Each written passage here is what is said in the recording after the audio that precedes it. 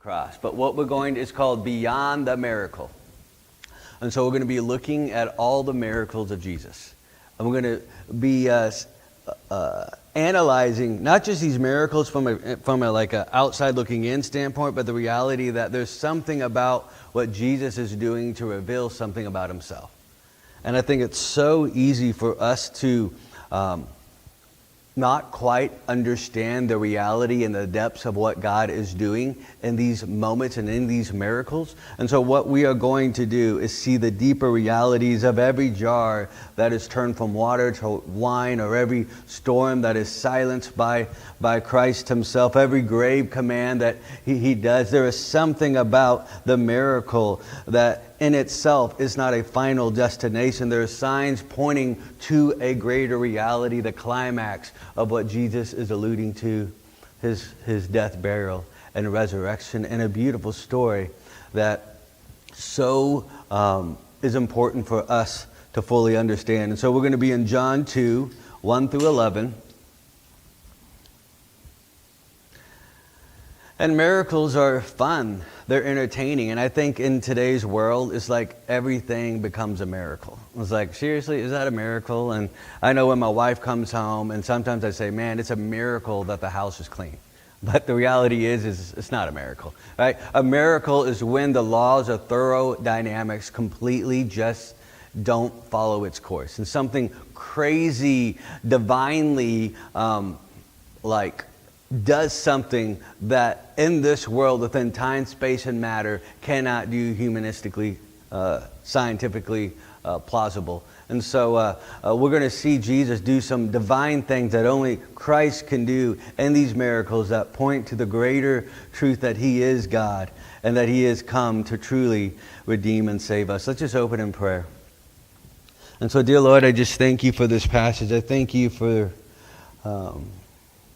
the people here. I just thank you for your goodness, for your faithfulness, of how you hear us, that even when we are empty and our cup runs dry, you are faithfully pouring the living water in our cup. You're nourishing us despite our flaws, despite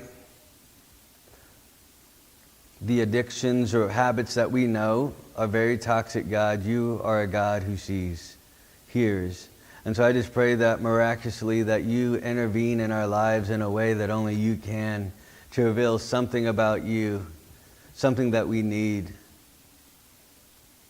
In your name, amen. All right, so John 2, 1 through 11. On the third day, there was a wedding at Cana in Galilee, and the mother of Jesus was there. Jesus was also invited to the wedding with his disciples. When the wine ran out, the mother of Jesus said to him, "They have no wine."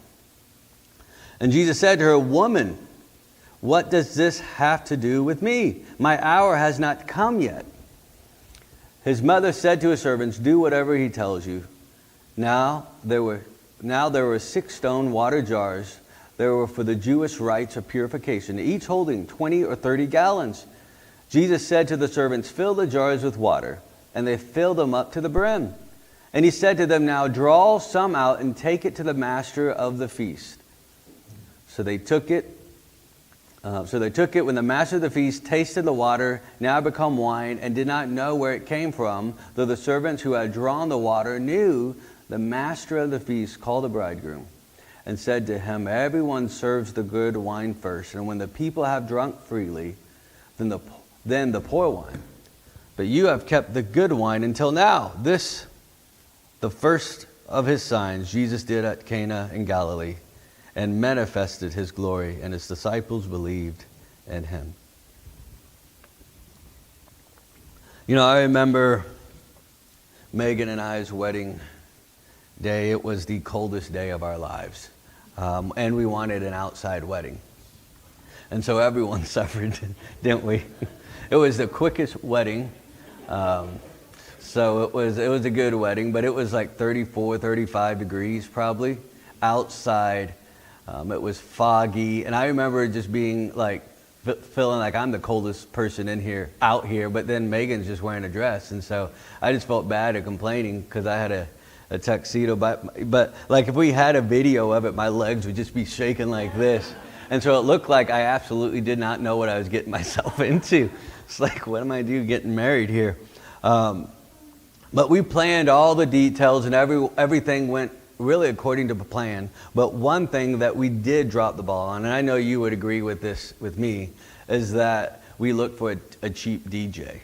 And we didn't think anything about it. We just said, hey, pretty much play your thing. I mean, you do weddings. We thought it would be good, and we didn't think anything. It was well under the budget price, which I absolutely loved. And so you know what you get, when you pay a certain amount for something, right? And so, man, this guy was out of this world, just playing music that did not resonate with us or our story or anything. And people looking around, they're like, who is this married couple? And we didn't even know how to dance to some of this music. We were like, okay, you got to tone it down. And it's really funny because like we're about ready to we had pie, right? And I think we were like scooping the pie, and the guy just stops everything. And he looks at me and says, I need my money now. And I'm like, dude, I'm just in this moment. Like, can we do this? I'm not playing another music until you pay me right now. And so I had to get off and pay him. He's like, he said some other words, but he's just like, I've been let down to the point where I'm not playing another song. And so yeah, another thing is working out invitations can be a little hard, can't it? Like who gets in and who doesn't. And I feel like if you don't get invited, that's just like indictment of, we're just not friends anymore. I don't know. It's like that, not getting a friend request on Facebook. And so it's no easy process of who gets invited or who makes the cut. And when you talk about the weddings in the first century, it was often those of prestige character got involved or got invited. And so the fact that Jesus got invited, it's kind of like abnormal because like his ministry hasn't really begun yet. Like he's still like just coming on to the scene. His ministry hasn't kicked off. And it says Jesus also was invited to the wedding with his disciples. When the wine ran out, the mother of Jesus said to him, they have no wine. And so a problem occurs, and it's not a DJ problem. Right? It is the problem is directly noticed by Jesus' mom, and simply, Jesus, we have no wine. And this is actually, if you're a Catholic, I point to you like you're a Catholic, Steve. If you're a recovering Catholic, I guess I don't know. This is where they get the idea of Mary being kind of a mediator between God and man, as Mary interceded for Jesus. And so they really hone in on this. This is why we pray to Mary, because look, Mary influenced Jesus to do this miracle, but you don't understand, like Jesus rebuked her right after, in terms of like interceding on his behalf. And so listen to his response. Woman, what does this have to do with me? My hour has not come yet. And so Jesus, when it comes to Jesus' mentioning of the hour, you see the hour mentioned throughout the gospel, and the hour always alludes to Jesus' death, burial, and resurrection. And so Jesus knows his timeline. He knows his story. He knows what he's come to do. He knows the ministry and the miracles and everything that he's going to do on the earth is to point to a greater climax, a greater moment of his death, burial, and resurrection, the true miracle of redeeming all humanity. And so the quicker he starts doing these miracles, guess what? The climax is just coming around the corner. Because as people see him do these miracles, they're going to know that this guy is up to something. And is going to plot to his death quicker than later. And so Jesus is saying, my time is not yet, but they have no wine. And this is a very big issue. A wedding is to be the grandest occasion in a couple's life. And this wedding feast would normally last for a whole week. And so it's not like, they had one night and they just got it wrong. And quite frankly, if you just had one night to prepare, you should probably figure that out. But we're talking about a week and a lot of people, and these weddings would be in the home. And any of you guys have a week-long wedding? No, yeah. I don't even know what I would do with myself. It's funny how we adopted my sister who is from Ethiopia, and they actually do week-long weddings. And so when she came here and wanted a wedding, she was just really disappointed that it's only for one day. And so the thing is, back then the groom was responsible for everything, for the payment, for the wine, for all this. And so to run out of wine was a mockery, was a slur, was a humiliating thing for the groom, that he was not fully prepared to be hospitable. Hospitable was everything. And to not be a hospitable person, actually, you became liable to the government. And so the reality is in this moment, he is actually liable to the Roman government for not having the standard party requirement to be able to really be hospitable, of entertaining their guest. And so this is a humiliating moment. They have run out of wine. The cup is empty. It's embarrassing, liable possibly to the government. And so in this moment, why do so many of us hide our cup? Right? In these moments of dryness, in these moments of humiliation, in the moments of feeling like, maybe in the moments of panic, what we need to understand is in these moments, the circumstances don't define our reality. No, the circumstances don't actually cause us to panic. The fact that the wine is empty and dry does not cause to panic. What happens is this: circumstances only reveal what our heart truly worships. And so that's what we're seeing here. We're seeing something play out in real time, and it's causing panic, and it's revealing the true worship of the heart, what the heart truly worships when the wine runs out, when the heart becomes dry. And so when your cup runs dry, and there is no wine, no emotional energy, no spiritual vigor, no maybe marital patience. I mean, you just had it with your spouse and you can't take it. Maybe you're starting to think, did I even marry the right person? Financial security, ambition is just at a level of zero. What is your instinct in these moments when the wine runs dry? And I think for many of us, most of us do not run to Christ when our cup runs dry. We don't run to the one who actually can do the miracle within ourselves to remove the humiliation and bring us a humbleness. And so instead, we frantically try to hide our empty cup. Why? Well, because again, circumstances reveal what we truly worship. Maybe you have a fear of man. Maybe you worship people more than you should. You live under the crushing weight of human opinion. Proverbs 29:25. We think, man, if they see my empty cup, I mean, what are they going to think of me? If they see that I am dry, I mean, they're not going to, they're going to think that I'm a hypocrite. If they see that my marriage is struggling, I'm going to lose my standing in the community or in the church. If they see that my parenting is failing, if they see that I'm struggling with depression and anxiety, will they reject me? And so we worship reputation. We worship wanting to be loved and liked by people. Why? Because we fear man over the fear of God. Why do we hide our cup? Maybe we have the pride of self-sufficiency. Oh, I got this. I know I am empty. But the heart doesn't want to feel like it's needy. We don't want people to know that we are needy. It hates relying on other people. And so we believe that somehow spiritual maturity means never running out of resources, never running out of spiritual vigor. And so admitting that your cup is empty is an indictment on your self-worth. And so what? You hide your cup. You hide the reality of your circumstances by measuring your worth over temporary things that are here today, gone tomorrow. And I ask myself, this is idolatry. This is idolatry because you're not looking to Jesus to do the miracle within yourself. Why do we hide our cup? We call this the Adam effect. It's something that continues since the Genesis 3 and continues to happen today. Just like Adam covered himself with fig leaves in the garden, here we are. We're sitting in the church.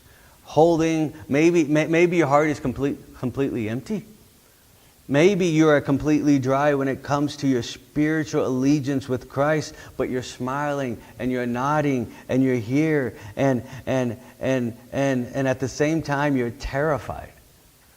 And that's a reality that all of us find ourselves from time to time. But here's the thing. God knows that our cup is already empty.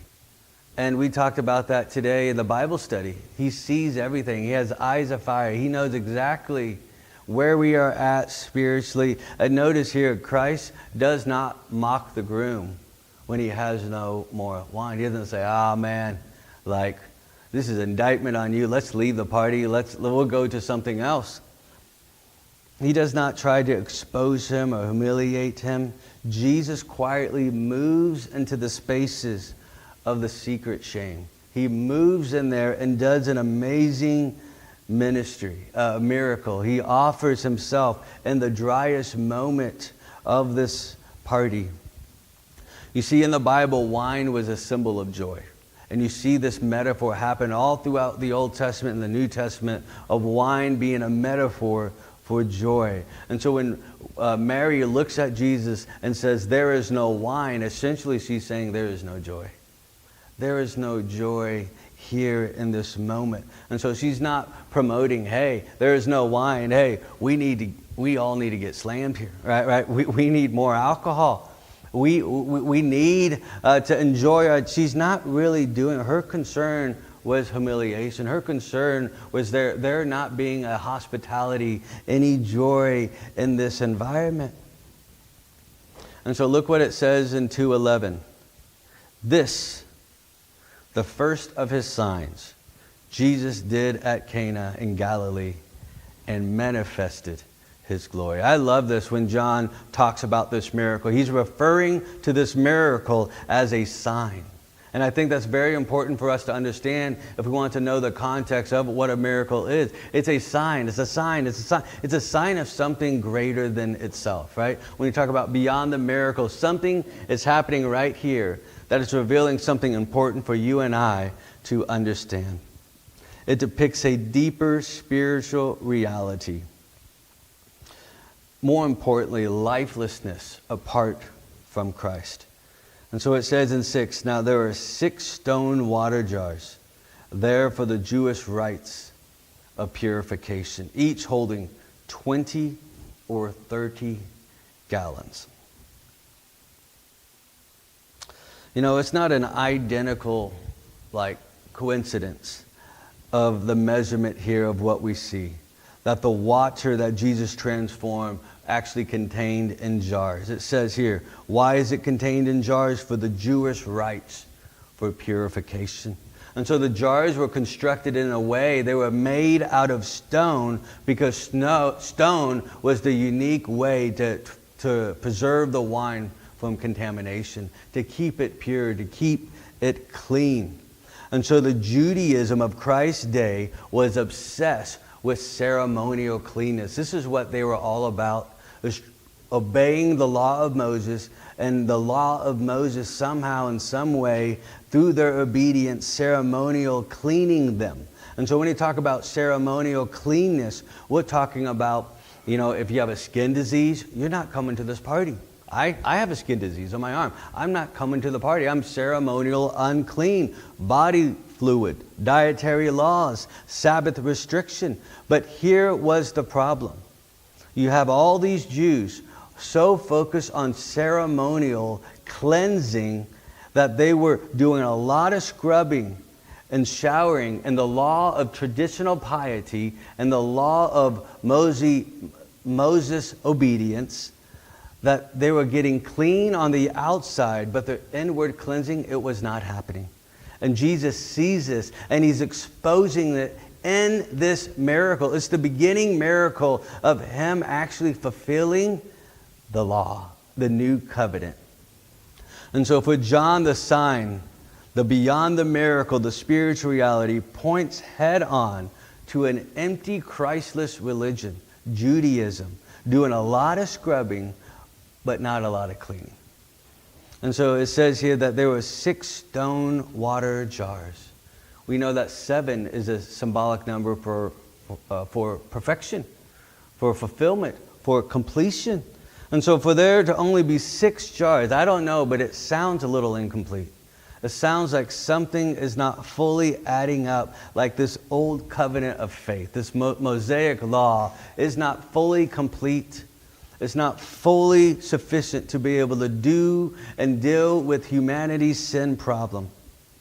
And the reality is, the law of Moses is incomplete without Jesus.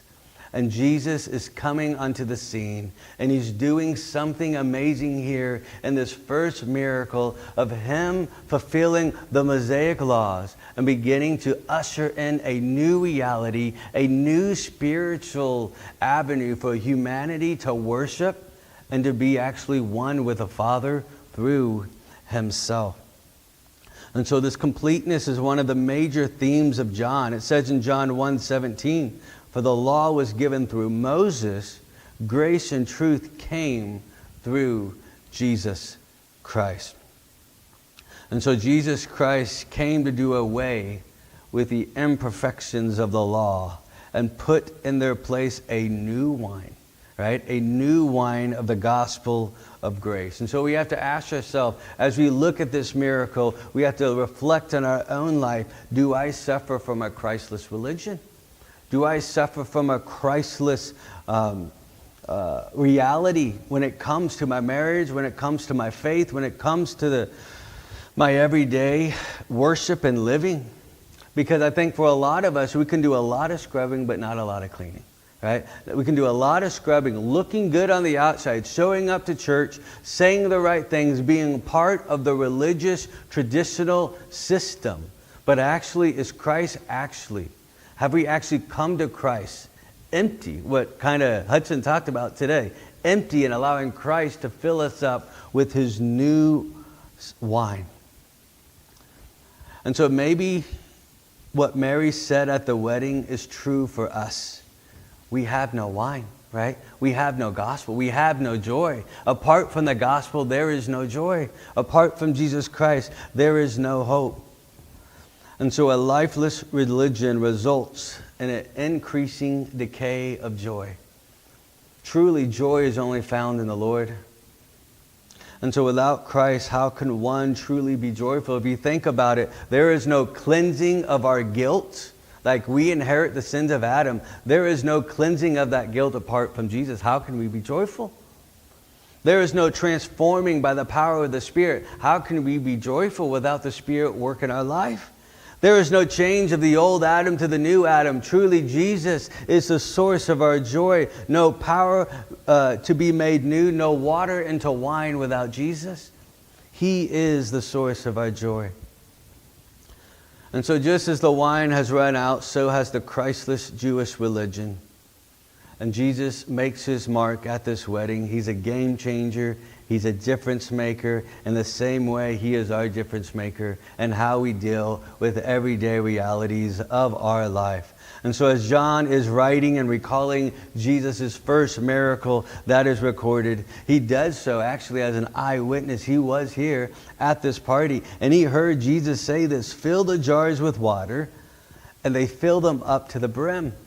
And he said to them, "Now draw some out and take it to the master of the feast." So they took it, and when the master of the feast tasted the water, now become wine, and did not know where it came from, though the servants who had drawn the water knew, the master of the feast called the bridegroom. Again, I want to kindly remind you, this is a sign.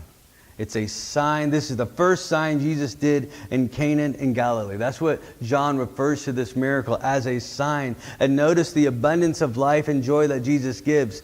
Fill the jars with water, and they fill them up to the brim. And so these large jars of water could each hold about 20 to 30 gallons. And so when Jesus says, "Fill them up to the brim," he's not messing around. He's telling them, fill them all the way. You know, I think about my kids when you go to a fast food restaurant and you have those, you have to get their own fountain drink. And when they put their fountain drink, it always just overflows. I'm like, stop. You know, that's exactly what we're seeing here happening through the new covenant of Jesus Christ. He's not messing around, and we're talking about 120 to 180 gallons of wine. We're talking unsparing provisions of Jesus, that he is taking an empty cup and he's giving it abundance more, plentiful more. And so this is the life that Jesus gives. It's not sparse. It's not, okay, I just give you what I can give you. It's abundantly full. In fact, in John 10:10, the thief comes only to steal and kill and destroy. I came that they may have life and have it abundantly. And so it's not just the abundance that Christ gives, it's the quality. Notice here what the master says when the wine is brought to him. Everyone serves the good wine first. And when the people have drunk freely, then the poor wine. But you have kept the good wine until now. And so in the same way, the Mosaic laws was the first wine. It brought death and condemnation. We look at the laws and we tell ourselves we are guilty. There's no way that we can fulfill everything that the law has for us. No one is truly righteous, not one. It's simply poor man wine drunk freely by religious zealots. But this new covenant of Jesus, this new wine, it tastes good.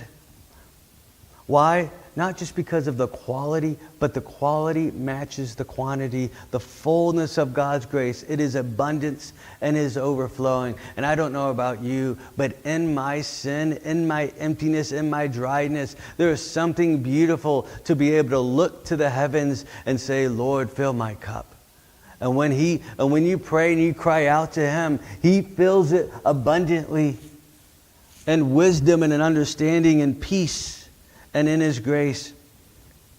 And so at the wedding, there is no joy. Why? Because there is no Jesus. And Jesus is coming onto the scene, and he's revealing himself to the people. Do you have joy? Do you truly have joy in your life? Joy is not dependent upon circumstances. Circumstances can be really crappy. If you have joy, you have more than enough. It says here, this is the first of his signs Jesus did at Cana in Galilee and manifested his glory. And so this miracle manifested Christ's glory. It revealed that he is God himself, but more importantly, it reveals a future glory. It says on the third day there was a wedding at Cana in Galilee. And so John is very detailed here. He's doing this on purpose. The third day, since Jesus' calling of Nathanael and Philip makes this the seventh day of the week. And so John is intentionally linking this miracle to the Sabbath. And so what we see here is a picture of a coming age of a wedding that is yet to come. And someday we will be at that wedding in heaven, which the church will be the bride of Christ and will enter into a marital union with Christ. It says in Revelation 21, it says, "And I saw the holy city, new in Jerusalem, coming down of heaven from God, prepared as a bride adorned for her husband. And I heard a loud voice from the throne saying, Behold, the dwelling place of God is with man." Man, I just get chills reading this every time. He will dwell with them, and they will be his people. And God himself will be with them as their God. His eyes will wipe away every tear from heaven, every tear from their eyes, and death shall be no more. Neither shall there be mourning, nor crying, nor pain any more, for the former things have passed away. The Lord is preparing a place. And so he comes onto the scene. This first miracle is not just about the wine. It's about Jesus fulfilling the old covenant. And he's coming in, and he's entering. His time is coming. And his death, burial, and resurrection, the hour is coming in which Jesus will culminate, fulfill all that has happened, and be the true wine that when he takes that communion with his disciples right before his death, there's something beautiful and symbolic about him representing his wine being the purification to save you and I from our sin. And so blessed are those who are invited into the marriage supper with the Lamb. And you have to ask yourself, will I be there? Right? Will I be there? Confess. believe, repent, and know that Jesus Christ is Lord. Let's pray.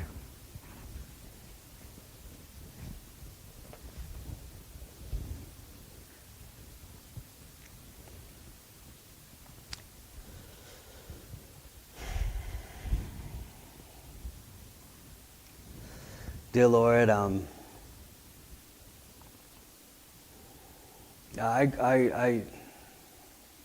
I crave that my family and this church family would desire the deeper things of you. The deeper things of the miracle, the deeper things of your word, the deeper things, the deeper realities of you at work in our life.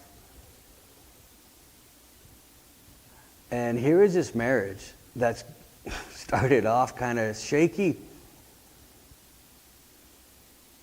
Resources running out, and you take a shaky moment and you just intervene, revealing yourself. And you reveal who you are in the face of sticky situations. And so I just pray right now, God, like whatever we're facing, whatever hardship we're facing, whatever humiliating thing we are enduring right now, God, like you show up in those dry places and you fill our cup abundantly.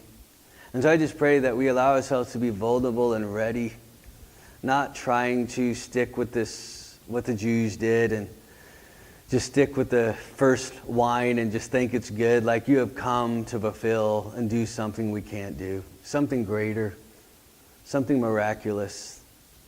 And as great as this miracle was, the greater miracle is the gospel you came to do, restore sinners back to you through yourself, God. We love you. In your name, amen.